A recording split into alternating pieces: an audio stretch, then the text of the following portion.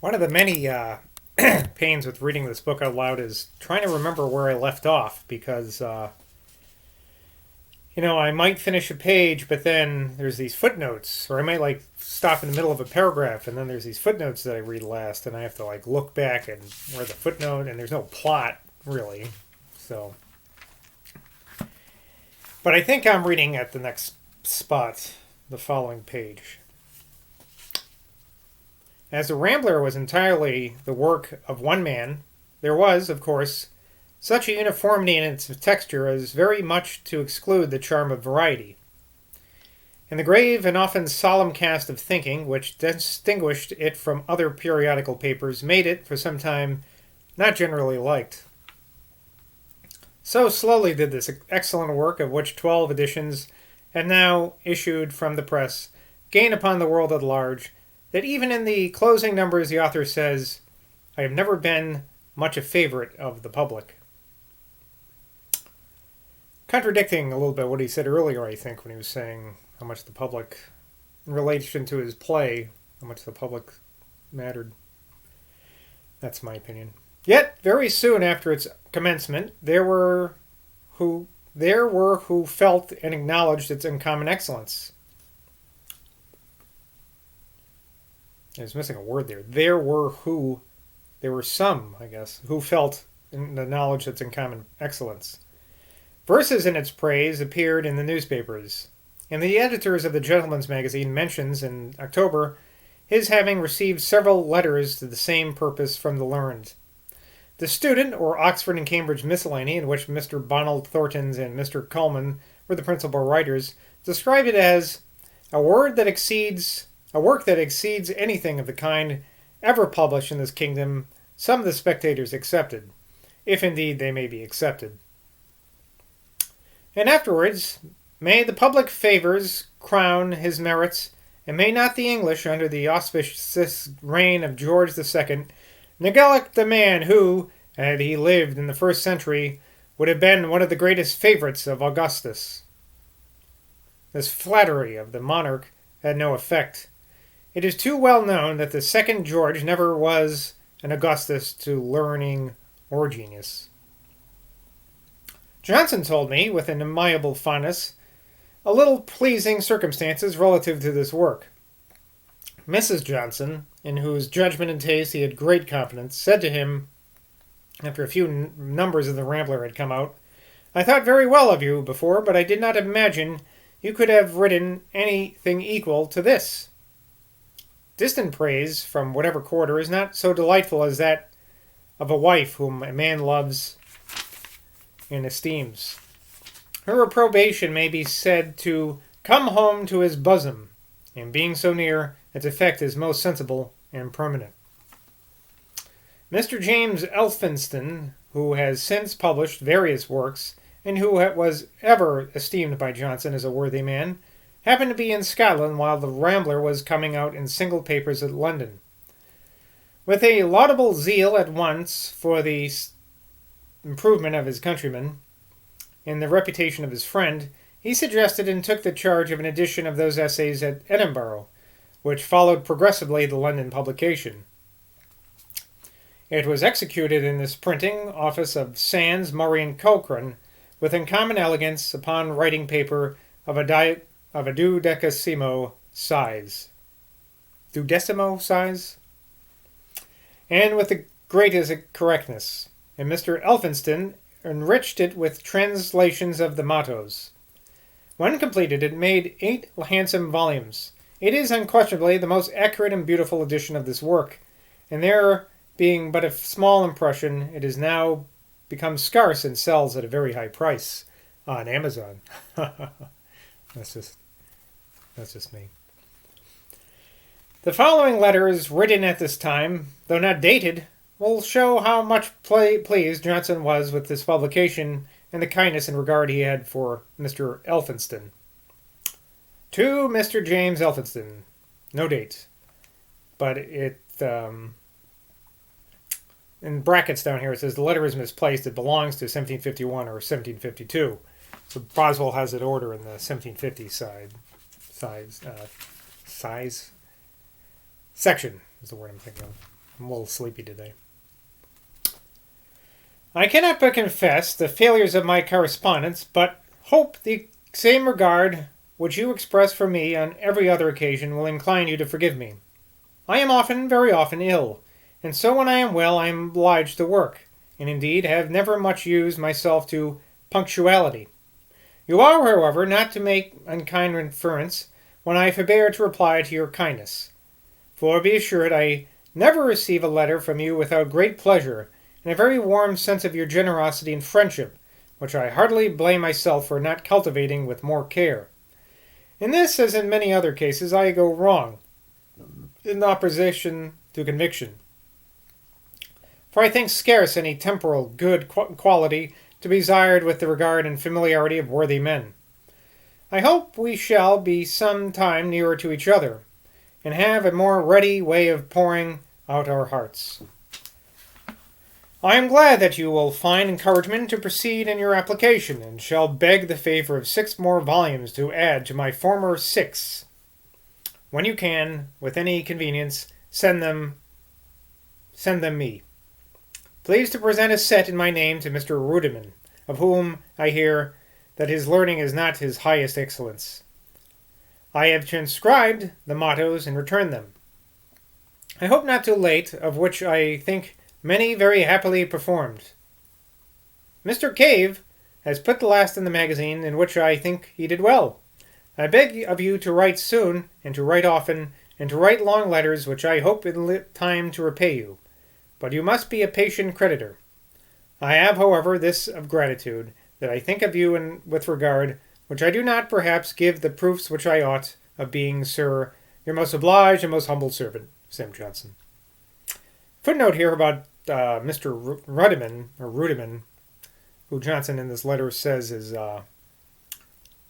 learning is not in his highest excellence, from Boswell. Mr. Thomas Rudiman, the learned grammarian of Scotland, well known for his various excellent works and for his accurate editions of several authors. He was also a man of a most worthy private character. His zeal for the royal house of Stuart did not render him less estimable in Dr. Johnson's eyes. So I'm reading that wrong when he's making...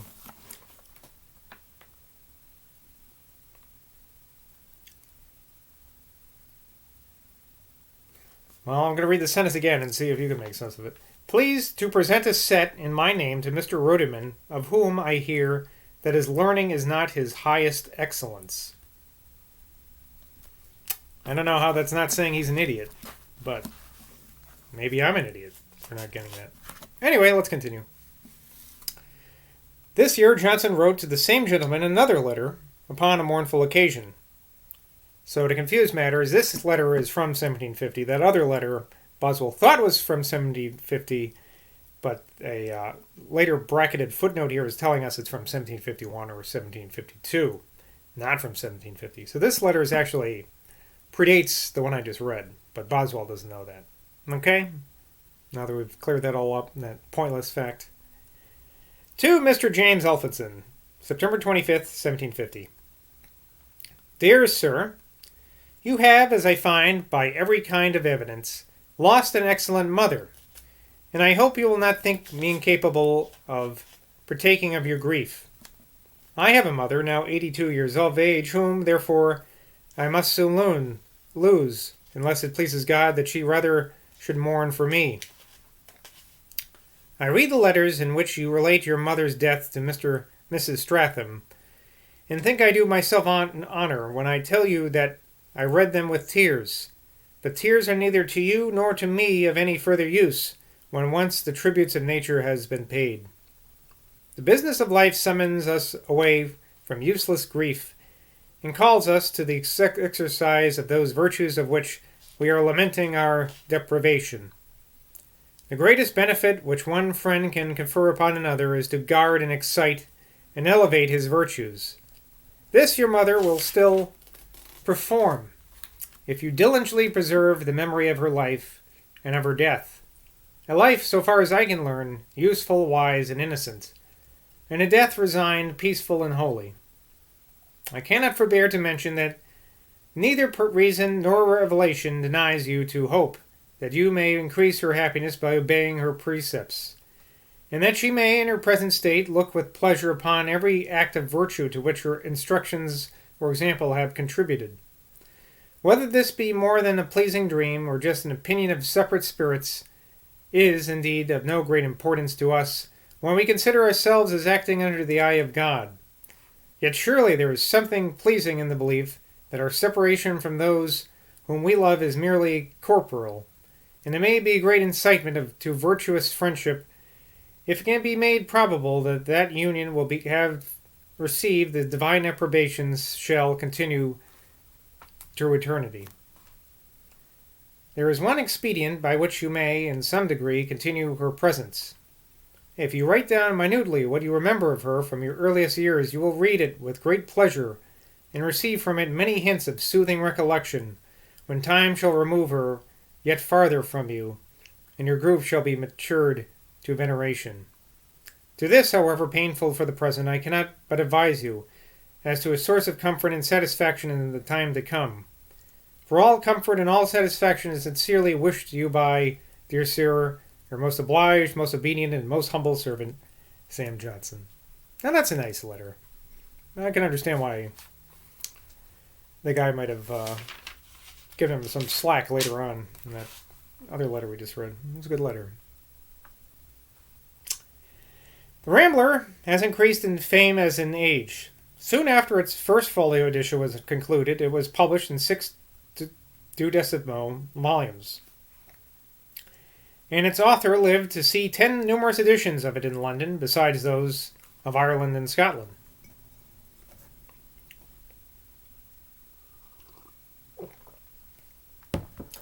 I profess myself to have ever entertained a profound veneration for the astonishing force and vivacity of mind which the Rambler exhibits. That Johnson had penetration enough to see, and seeing would not disguise the general misery of man in the stage of being, may have given rise to the superficial notion of his being too stern a philosopher. But men of reflection will be sensible that he has given a true representation of human existence, and that he has, at the same time, with a generous benevolence, displayed every consolation which our state affords us. Not only those arising from the hopes of futurity, but such as may be attained in the immense, immediate progress through life. He has not depressed the souls to despondency and indifference. He has everywhere inculcated study, labor, and exertion. Nay, he has shown in a very odious light a man whose practice is to go about darkening the views of others by perpetual complaints of evil, and awakening those considerations of danger and distress which are, for the same most part, lulled into a quiet oblivion. This he has done very strongly in his character of Suspirius, from which Goldsmith took that of Croker in his comedy of The Good-Natured Man, as Johnson told me he acknowledged to him, and which it is indeed very obvious. To point out the numerous subjects which the Rambler treats with a dignity and perspicuity, you know what I mean, which are there united in a manner which we shall in vain look for anywhere else, would take up too large a portion of my book, and would, I trust, be superfluous, considering how universally those volumes are now disseminated. Well, I'd like some, because I don't know what he's talking about. But we're not going to get any right now. Even the most condensed and brilliant sentences, which they contain, and which have very properly been selected under the name of beauties, are of considerable bulk. Dr. Johnson was gratified by seeing this selection in beauties, and wrote to Mr. Kearsley, bookseller at Fleet Street, the following note. Mr. Johnson sends compliments to Mr. Kearsley and begs the favor of seeing him as soon as he can. Mr. Kearsley is desired to bring with him the last edition of which he is honored with the name of Beauties, May 20th, 1782. I don't know what Beauties is. It must be some award or some magazine, or like the Emmys of pompous philosophical newspapers back then. I don't know. But I may shortly observe that the Rambler furnishes such an assemblage of discourses on practical religion and moral duty, of critical investigations, in allegorical and oriental tales, that no mind can be thought very deficient that has, by constant study and meditation, assimilated to itself all that may be found there. Number 7, written in Passion Week, and that's religious, Christian religion, religious week. On abstraction and self-examination, and number 110 on penitence and the placibility of the divine nature cannot be too often read. Number 54 on the effect which the death of a friend should have upon us, though rather too dispiriting, may be occasionally very medicinal to the mind. Everyone must suppose the writer to have been deeply impressed by real sense, but he told me that he was not the case, which shows how well his fancy could conduct him to the house of mourning. Some of these more solemn papers, I doubt not, particularly attracted the notice of Miss Dr. Young, the author of The Night Thoughts. Ooh, I like that title, The Night Thoughts. Of whom my estimation is such as to reckon his applause and honor even to Johnston. I have seen some volumes of Dr. Young's copy of The Rambler, in which he has marked the passages which he thought particularly excellent. Excuse me. By folding down a corner of the page. And such as he rated in a supereminent degree are marked by double folds. I am sorry that some of the volumes are lost. Johnson was pleased with when told of the minute attention which Young had signified his appropriation of his essays. I will venture to say that in no writings whatever can be found more bark and steel for the mind, if I may use the expression. That's a good cliche that we should bring back. Bark and steel for the mind. More than can brace and invigorate every manly and noble sentiment. Number 32 on patience, even under extreme misery, is wonderfully lofty, and as much above the rant of Stoicism as the sun of revelation is brighter than the twilight of pagan philosophy. I never read the following sentence without feeling my frame thrill. And I quote, I think there is some reason for questioning whether the body and mind are not so proportioned that the one can bear all which can be inflicted on the other, whether virtue cannot stand its grounds as long as life, and whether a soul, well principled, will not be sooner separated than subdued. Unquote.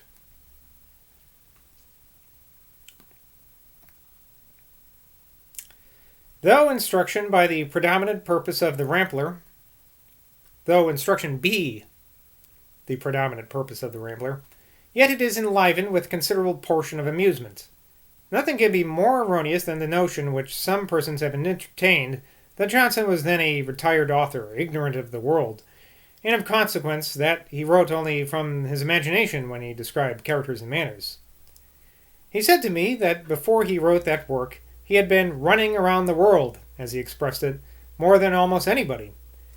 And I have heard him relate with much satisfaction that several of the characters in The Rambler were drawn so naturally that when it first circulated its numbers, a club in one of the towns in Essex imagined themselves to be severally exhibited in it, and were much incensed against a person who, they suspected, had thus made them objects of public notice.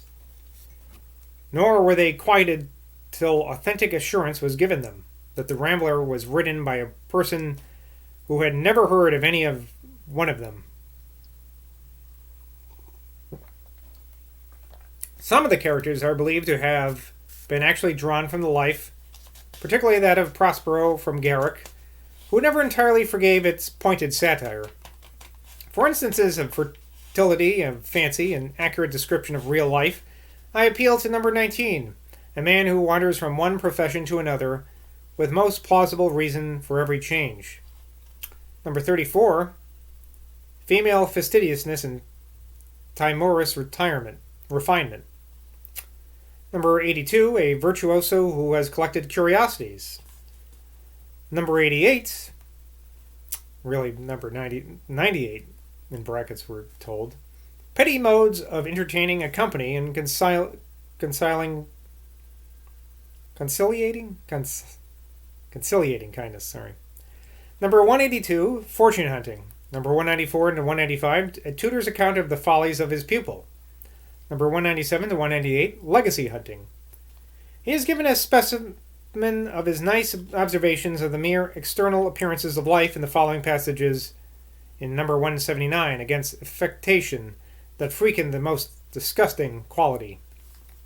Quote, he that stands to contemplate the crowds that fill the streets of a populous city will see many passengers whose airs and motion it will be difficult to behold without contempt and laughter.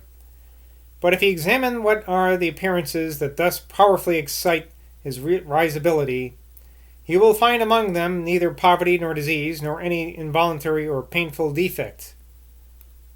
The disposition to derision and insult is awakened by the softness of foppery, the swell of insolence, the liveliness of levity, or the solemnity of grandeur. By the sprightly trip, the stately stalk, the formal strut, and the lofty mien. By gestures intended to catch the eye, and by looks elaborately formed as evidence of importance. Unquote. Every page of The Rambler shows a mind teeming with classical allusions and poetical imagery. Illustrations from other writers are, upon all occasions, so ready and mingle so easily in his periods that the whole appears of one uniform vivid texture. All right, stop that for today. Until next time, bye from Boswell.